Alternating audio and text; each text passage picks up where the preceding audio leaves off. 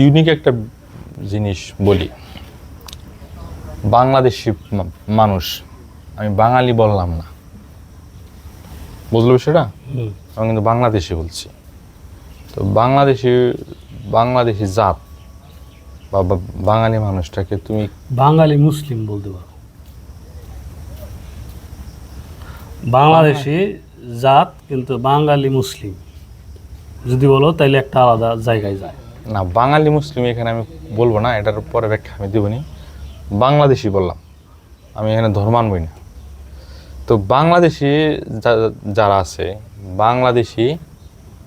বাংলাদেশি জাত, এই মানুষগুলো পৃথিবীর সব থেকে মানে কি বলা হয়, অশিক্ষিত বলা হয়, অজ্ঞ বলা হয়, অজ্ঞ জাতি বলা হয়, কোনো কাজের না, এরকম বলা হয় যে কোনো কাজের না এরা।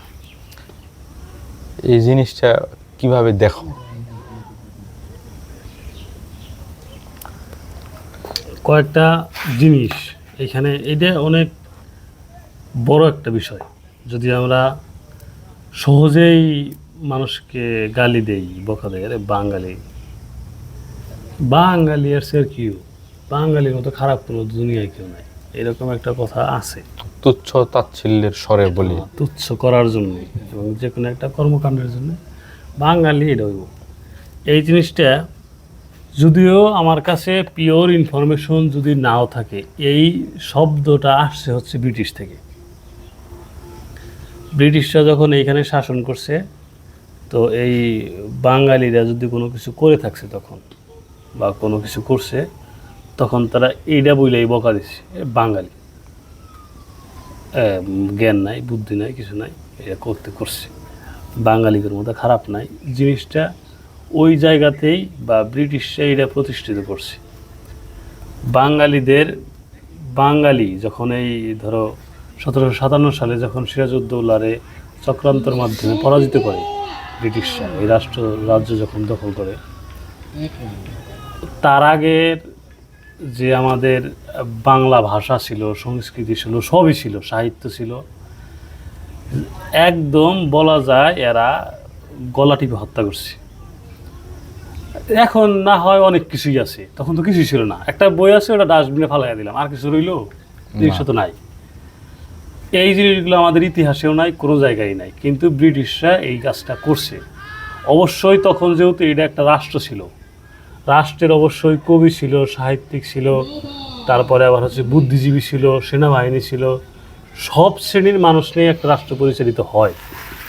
তো রাষ্ট্রের মধ্যে আর একটা রাষ্ট্রের সাথে দ্বন্দ্ব হয়, যুদ্ধ হয়, একটা রাষ্ট্র আর একটা রাষ্ট্রের দখল করে, এইরকমই হয়। কিন্তু ওই রাষ্ট্র যখন এই রাষ্ট্রকে দখল করছে, তখন তো তাদের রাষ্ট্র পরিচালনা করার জন্য কিছু সংখ্যক মানুষকে জেলে ঢুকানো লাগছে, মারা লাগছে, ফাঁসি দেওয়া লাগছে, ইতিহাস গুম করা লাগছে, বই নিষিদ্ধ করা লাগছে, বই বাদ দেওয়া লাগছে, এই জিনিসটা কিন্তু করছে।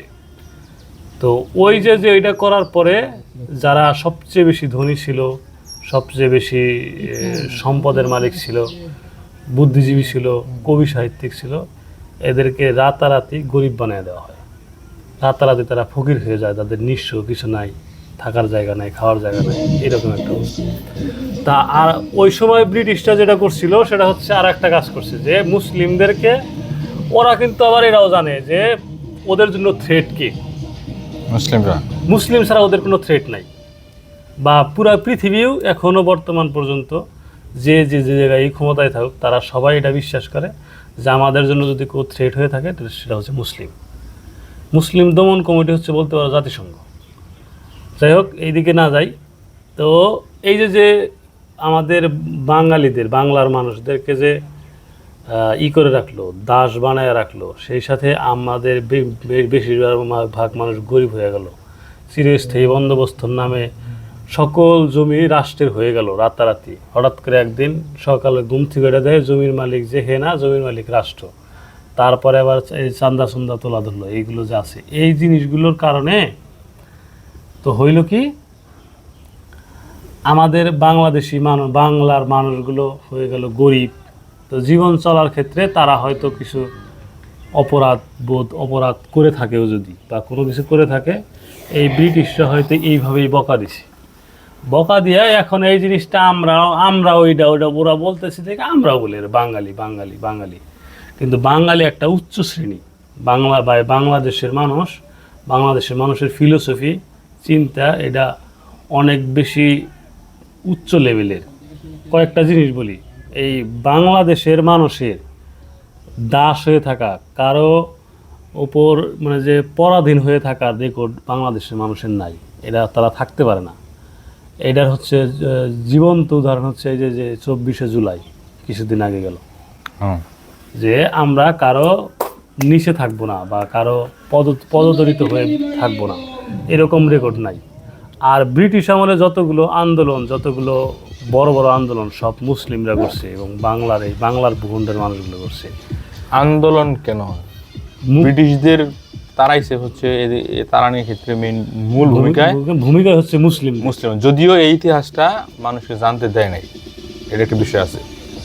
কতিপয় কয়েকটা জিনিস জানি, কিন্তু আরো যে ক্ষুদ্র ক্ষুদ্র ছোট ছোট যে আন্দোলন, এটা তো আমরা জানতে পারি না। সবচেয়ে যেটা বড় আন্দোলন এইগুলো জানি, ফরাজি আন্দোলন জানি, তিতুমিরের আন্দোলন জানি, সিপাহী বিপ্লব জানি, কিন্তু অবশ্যই এছাড়াও ছোট ছোট ক্ষুদ্র ক্ষুদ্র অনেক আন্দোলন হয়েছে। এইখানে এই বা অন্য হিন্দু ধর্মের ওরা ওদের সাথে মিশে গেছে। তো এই বাংলাদেশের মানুষগুলো এই 24শে যে সবাই যে ছুটে আসলো, কিসের জন্য আসছে?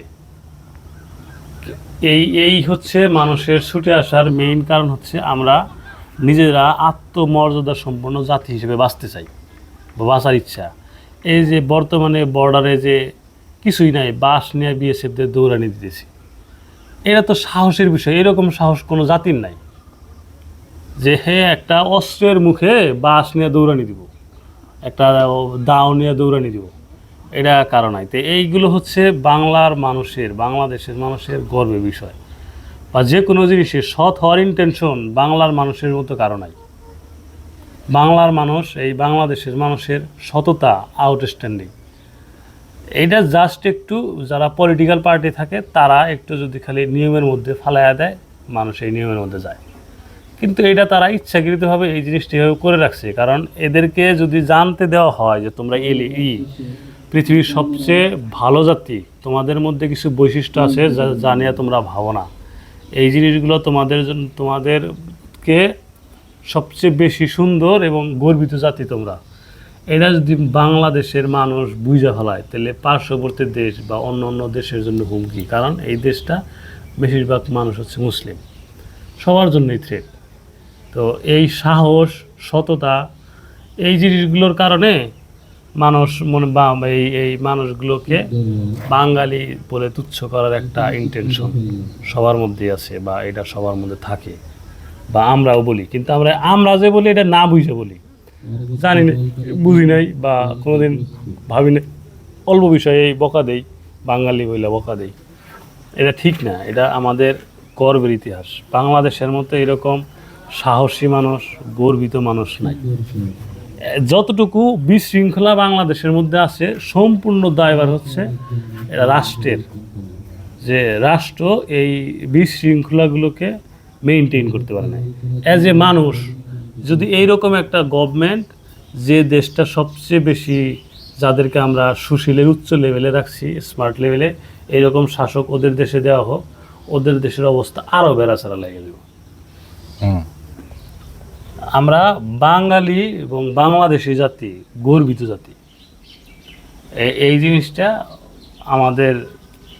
আমরা নিজেরাই বুঝতে চাই না, বা আমরা নিজেরাই বলি এই জিনিসটা, কিন্তু আমরা গর্ব করার মতো জাতি, মাথা উঁচু করে বাঁচার জাতি। এই হচ্ছে বাঙালিরা গর্বিত জাতি। এটা বাঙালিরা একদিন বুঝবে, বা এইভাবে চলবেও হয়তো।